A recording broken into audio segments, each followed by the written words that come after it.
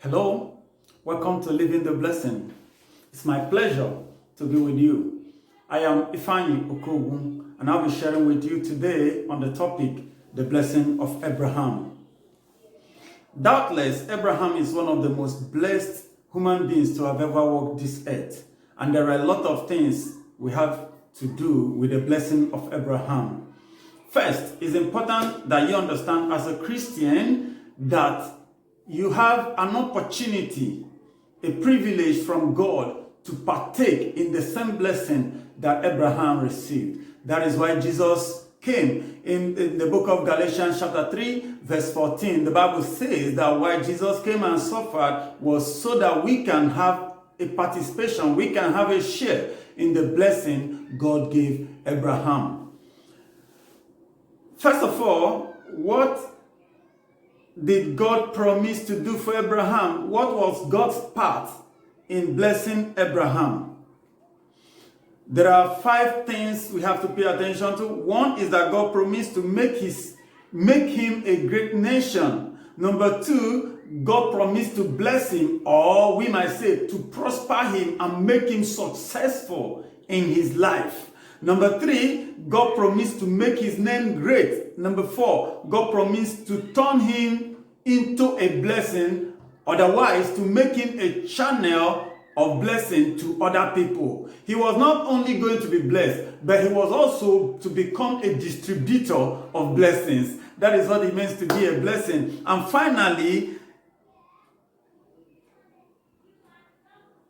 God promised to take over his battles. What does that mean? That meant that anybody that favored Abraham, God will favor the person. Anybody that offended Abraham, or attacked Abraham, that was against Abraham, God will be against the person. That is the things God did for Abraham. Are these not wonderful? They are quite wonderful. They are glorious. We would like to have such. Who wouldn't want his name to be great? Who wouldn't want his name to be famous? Who wouldn't want to be a great person? Or who wouldn't want to succeed in life? These are the things that God promised Abraham. And those are the things God is also offering you. And if you want, you can have them. Because Jesus Christ has come so that we can have these blessings. Let me count them again. Number 1, God promised to make Abraham, turn him, one man, into a great nation. Or rather, into multitudes of nations. Number 2, God promised to bless him, make him successful, make him fulfill his destiny, make him a conqueror. Number 3, God promised to make him his name great. He was going to be a famous person. He was going to be a great name, a person that people respected his name. Number 4, God promised to turn him into a blessing. He will be a distributor of blessing, not a carrier of curses, but a distributor of blessings. Number 5, God will take over his battles. A blessed man doesn't need to fight his battles because God fights his battles. And anybody that favors a blessed man, God favors the person. Unlike the great people of righteousness that walk with God beforehand, Abraham is the first person that had the privilege of blessing others, to hand over the blessing. That is one of the blessings God gave Abraham. He will be a blesser of other people. Another thing we have to consider is what was the part of Abraham in this arrangement, in this covenant? What did Abraham have to do? It's quite simple. Abraham didn't have 10 commandments to follow. Abraham didn't even have, at the beginning, he didn't even have a covenant to keep. The simple thing he needed to do was to obey the instruction God gave him.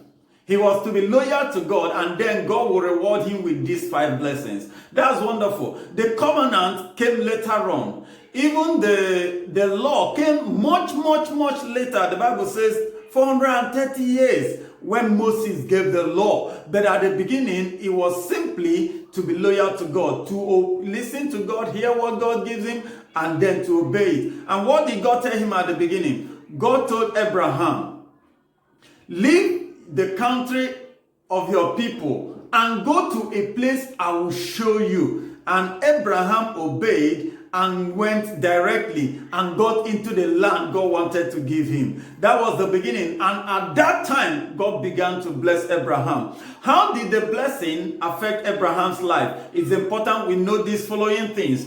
Abraham became rich. The Bible says in Genesis chapter 13, verse 1. The Bible says that Abraham became rich in cattle. Abraham became rich in silver. Abraham became rich in gold.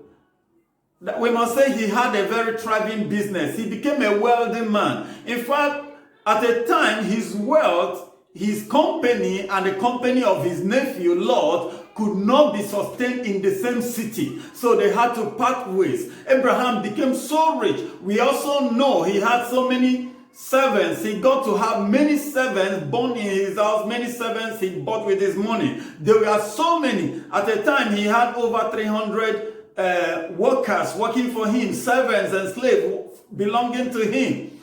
He became really, really great.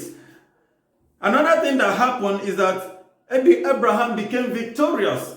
There was a time there were wars, what could have been called a world war.